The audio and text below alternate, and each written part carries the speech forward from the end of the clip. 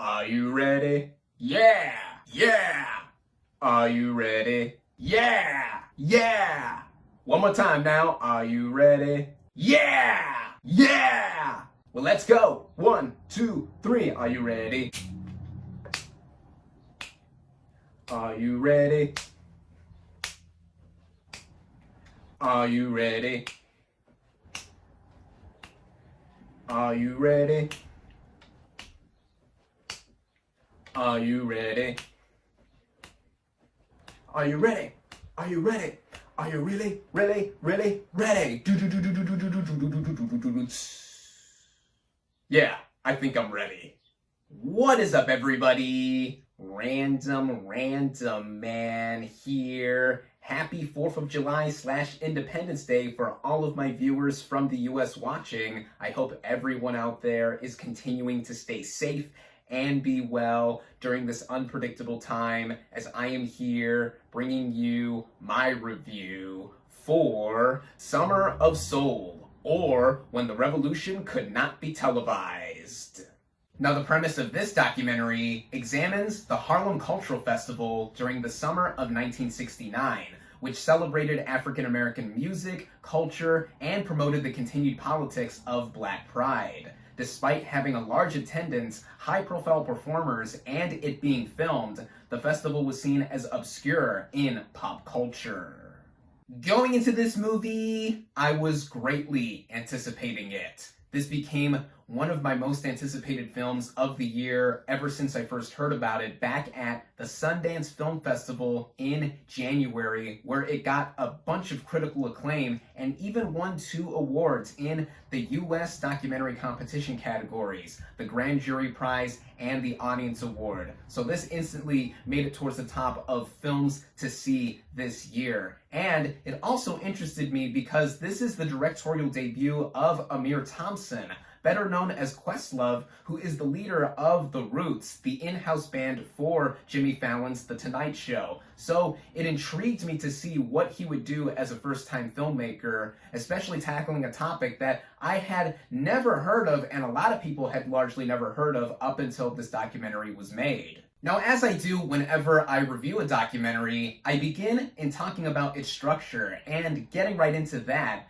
as the film opens, it begins with one of the members of the audience who was a kid when the festival happened, recounting his experiences while there. He even bookends the movie with his reaction to the footage of this festival at the end. Now, we do get other accounts from surviving members of the audience within this film, and surviving performers of this event also come in to talk about how they felt performing on stage and just the impact of the festival altogether, and how it mainly remained to be unseen up until now with the advent of this documentary. There are other celebrities that pop up here and there giving their opinion on all of this too, while connecting it to the bigger history that this Summer of Soul had. This is key for what this documentary is trying to bring bigger awareness to, as during the exact same summer this specific festival happened, Woodstock was happening in upstate New York, and of course, that is one of the most well-known music festivals in history,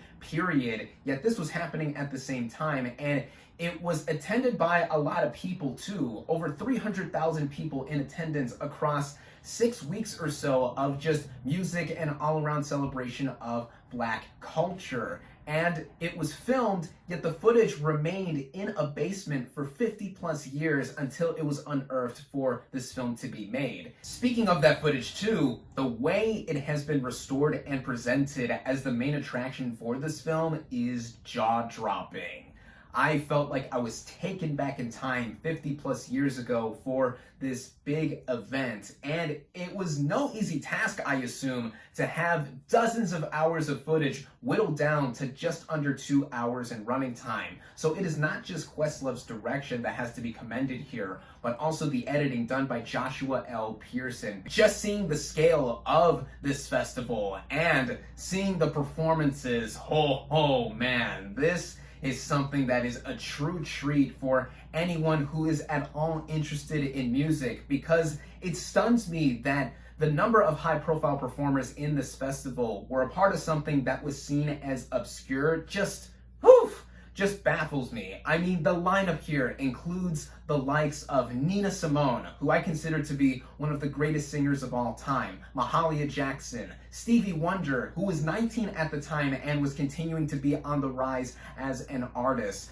The Fifth Dimension, Sly and the Family Stone, David Ruffin, who had just left the Temptations at the time of this festival, B.B. King, and so many more. It is utterly magnetic to see all of this talent perform at this event, and I was so glad that I saw this film in theaters, as while it is readily available right now to stream on Hulu, if you're at all interested in this film or are even a bit of a music aficionado, you owe it to yourself to see it the way it is meant to be seen, with the best sound and a large screen. This doc is also not just about the celebration and presentation of this festival that happened 50 plus years ago. It's also electrifyingly informative about what was going on at the time for the Black community in Harlem at this turning point in American history, as it was at the tail end of the civil rights movement and there was a paradigm shift happening. Now, I could have just had this film be a concert-style documentary and presenting all the performances just for about 2 hours or so, and I would have been content with that because of how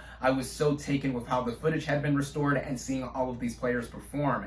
Yet this doc did go that extra step in also being a commentary of what was happening within the Black community during this era. And one moment in particular that stood out had to do with the moon landing, which happened during the same summer. It was at the time Stevie Wonder was performing on stage, and some interviews were given with members of the audience, and a lot of them couldn't care less about what happened so many miles away into space, as some felt that the money put towards the space program could have been put to feeding the poor and the hungry. It is scathing comments like those that back up how people felt back then, and even 5 decades later into today, we are facing a lot of the same injustices all over the country and the world at large, with how not much has changed in retrospect for the people and equality and just overall acceptance and backing up why we need to all come together. But with all of that being presented in the backdrop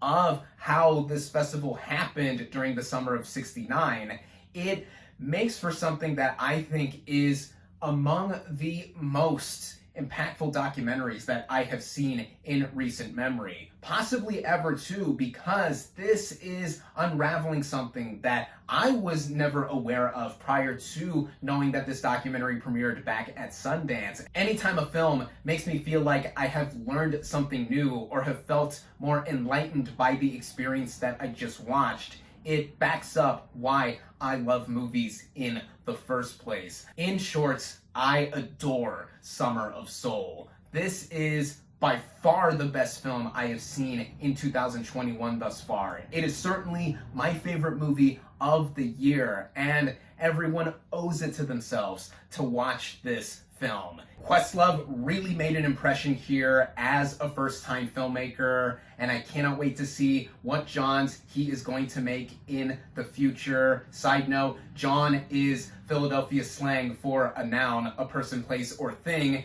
and this film has been dubbed as a Questlove John, much like how Spike Lee dubs his films as joints. Once again, I adore Summer of Soul. I think it is a soulful masterpiece. I cannot recommend it more highly enough. My final verdict for Summer of Soul, or When the Revolution Could Not Be Televised, is 5 out of 5 stars.